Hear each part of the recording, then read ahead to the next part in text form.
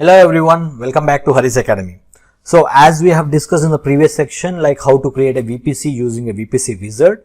Now today we are going to learn about VPC, how to create a VPC and all the subnet and all related details by manually, right? So if you want to look at the previous section, you can go and check it out here in the information tab. And so let's get started with the manual way of doing VPC, right? So as we have seen earlier, like for VPC creation, these are the steps which we have to follow. You have to create a VPC first, then you have to go with subnet and route tables, internet gateway. If I want to have a private subnet, I have to go with NAT gateway, and also I have to go with elastic IP address as well. So let's get started with the first step, right? Now I'll go and create a VPC here. So what I am going to do, steps I am going to do for this particular demo, right?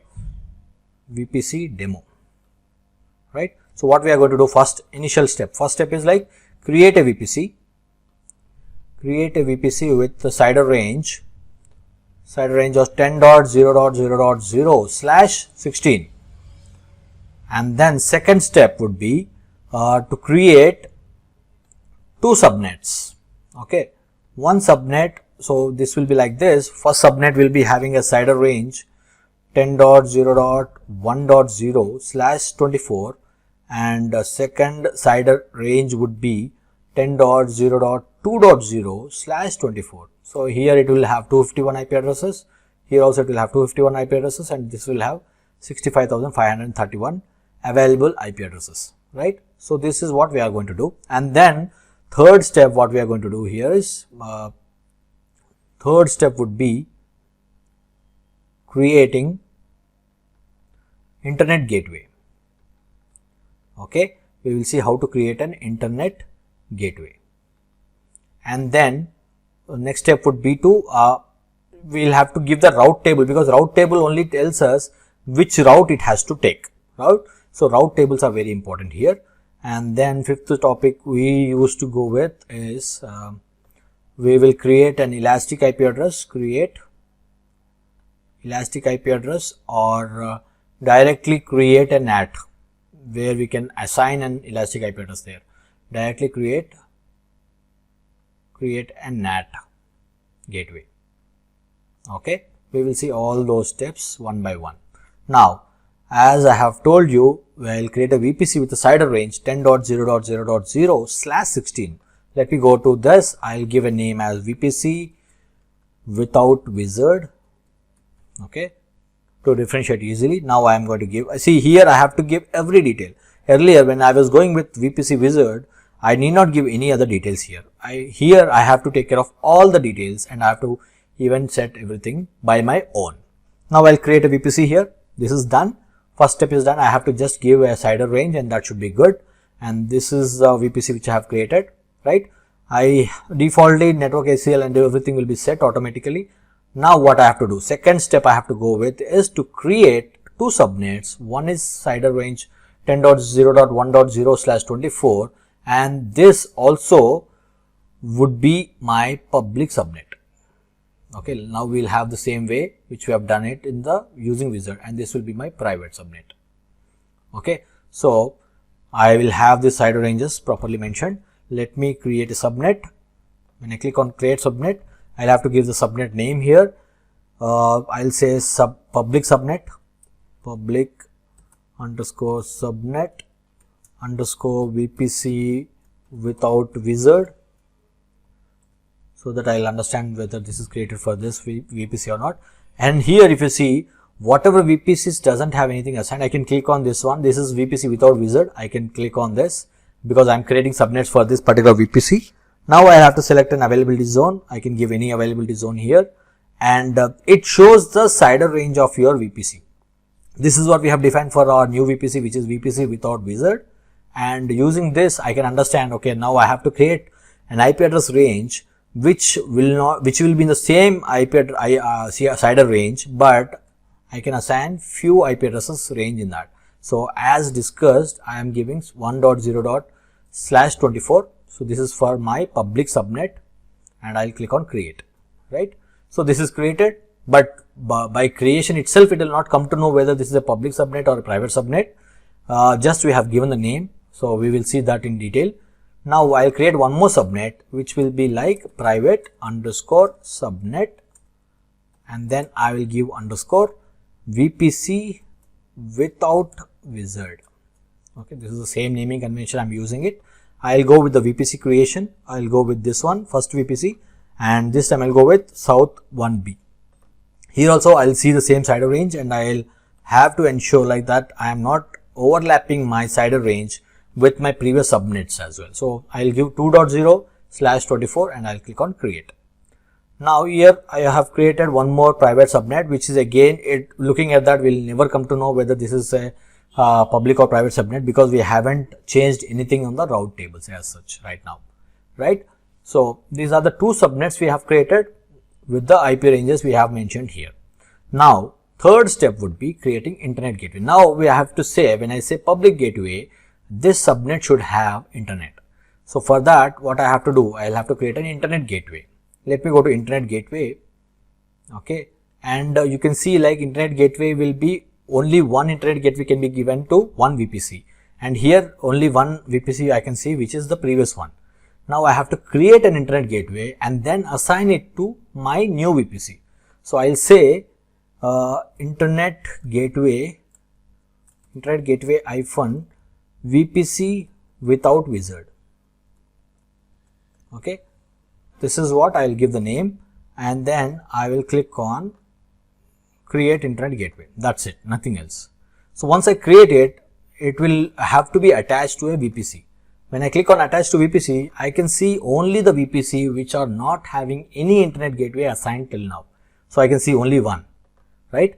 So that way you can ensure like one internet gateway can only be assigned to one VPC. That's it. So every VPC can have only one internet gateway. Okay, and then I'll click on attach. So once I have attached a VPC, now I can see this is the internet gateway and this is the VPC I have attached to that particular thing. Now I have to give a route to it, which will tell me like this is going to connect to internet, right? So the defaultly, I have told you, whenever I create a VPC, a default main route table will be created, right? So I can use this for creating internet or connecting to internet. I'll have to go to routes. Okay, I can see only one route is there. I'll click on edit routes here. So what I have done, I have gone to route table and then clicked on edit routes for that particular main route table which is created while creating a VPC and subnet. Now I'll have to give an IP address range which is 0.0.0.0/0 for connecting, like this is the destination can be anything and it should be connecting to internet gateway. We'll select internet gateway and this is my internet gateway which is created without wizard, right? Now I'll click on save routes. So now this is the route table which will have internet connection. So I'll give the name as public underscore route table underscore, then I can give my, so this will be helping us to understand whether this is having internet connection or not. So I'll click on this. Now I have routed this to internet gateway. Now how will my subnet be associated? I have to click on subnet association and then I'll have to edit subnet. So as this is my public subnet which is having internet access, I'll only select the public subnet rather than selecting everything. So I'll click on public subnet, which is this one 1.0/24 and then I'll click on save. This way now I have associated my subnet to a route table which is connecting to internet. That way I can ensure like my route table. Okay, so now I'll go to route table and show you, subnets and show you. When I click on private and click on route table, I can see these two addresses. One is internal IP addresses, which is like CIDR range, and then one is for external IP addresses, which is connected to internet gateway. So whatever EC2s are created in this particular subnet, public subnet, those will have internet access. Now, for having private subnet also having the internet access, we need to create a NAT gateway, right? So we'll see how it works. I'll go to route tables again. Because we don't have any other route tables created, we will create a new route table. Like this will be called as private underscore route table or RT underscore VPC without wizard. Okay, so and then I'll select my VPC, which is without wizard. I'll leave it as it is and then create it. Okay, I have created a new route table which is not the main route table. You can see this no here, which tells us this is not the default one which gets created with a VPC. So I have one for public, now I have created one for private. Here the routes, if you see, the default route will always be the same, the local one. I have to give one more route which helps us to connect to internet. For that I need to have a NAT gateway. So for creating a NAT gateway, again I have to go to NAT gateway. The earlier one was deleted, in the previous section we had this. So I'll create a new NAT gateway here, right? Here one thing you have to remember, the NAT gateway should be created in a public subnet, not in private subnet. That is very important topic. You have to select this option, right? This is the option you have to select, public subnet and not this private subnet. Because if you create a NAT gateway in private subnet, you will not be able to access internet. So as you want to have connectivity to internet, you will have to go with this option. Okay, so let me select this option and then we'll go with it. So this is a public subnet without wizard, and then I don't have any IP address here, but earlier we need not create a separate IP address again. I can allocate an IP address, elastic IP address here itself. So I click on this elastic IP address, it will automatically create and assign it to this particular NAT gateway, and then I can create a NAT gateway. Okay, you can edit route tables from here directly, okay, or we'll see it in later different way. So this will take some time, NAT gateway to get created. This is what we have seen while creating using a wizard as well. It takes some time for NAT gateway to create, right? So it will take some time. Meanwhile, what we can do, we can see this private route tables. So I'll go to private route table. Now what I'll do, I'll go to routes and then click on edit routes. Now I have to have internet connectivity, but not using my internet gateway. So I'll use NAT gateway here because this is a private subnet. I'll go with same IP addresses, but I'll go with NAT gateway instead of going with internet gateway. So I can see this because it's already created. Just now we have created it, and then I can click on save routes. So this is also done. Now you can see this private route table will have NAT gateway for all the remaining to connect to any other addresses other than it can be any IP address, and this will help us to connect to internet. Now if I see public route table, then I can see these details. One second.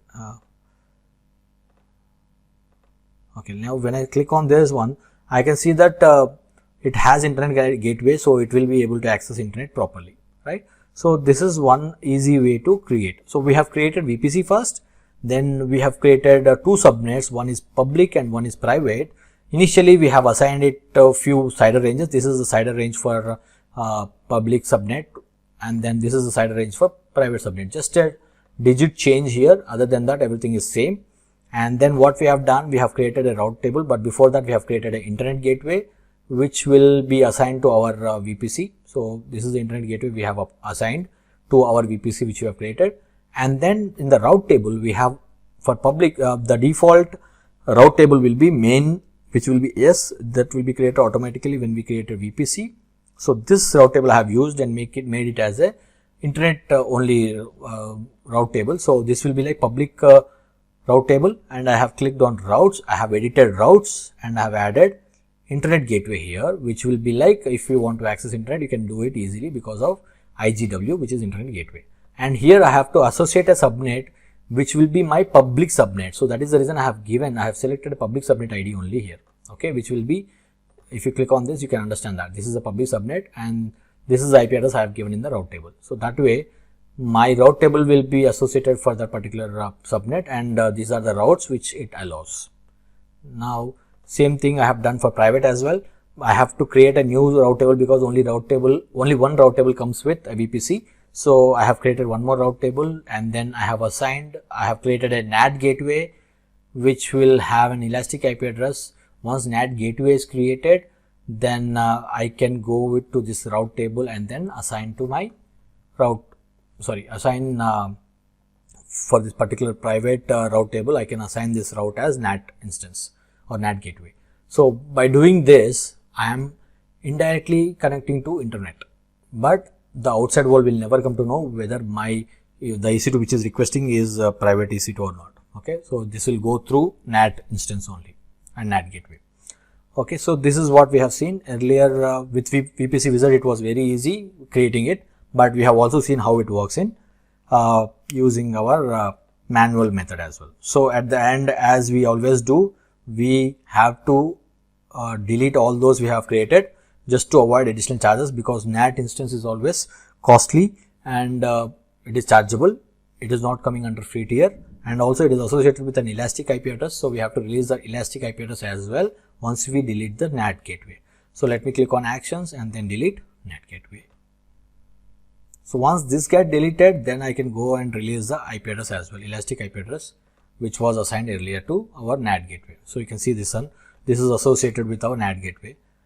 After a few minutes, it will be removed because the NAT gateway is getting deleted now. So once that is done, we can remove this, and then the similar way we have done, we can go to our VPC, click on this, and then you can click on delete also. So once the NAT gateway is deleted, then you can easily delete it easily. So that is only pending action here. Let me see if it is deleted completely. Refresh it for a few more times and then it will get deleted. So now I have checked, it is deleted, right? So now I can go directly to elastic IP address and then do a refresh. I can see that is gone. Now what I can do, I can release this elastic IP address. Okay. Once I release it, I am good to go, and now I can go to my VPCs, VPC without wizard, and then I can click on delete VPC. So now I can see these are all the things which I have created will be deleted. Even if I didn't create these things, this is like, it shows everything, because these are all the things which are associated with the VPC, and everything will get deleted once you delete a VPC. So I can delete a VPC like this. So I hope the section is very clear to you, because this is a very important topic, VPCs and subnets, how we create and all. In real time also we do more creation of VPCs, and there are like internal VPC peering also. So we will see more details about VPC in the next section. But for now, this is all we have for the demo. I hope you are finding it easier, and I request you to please post your comments, and if you are finding it difficult or if you are finding it easy, it will help me to improve on the course. Thank you so much for all your support and help. Keep learning.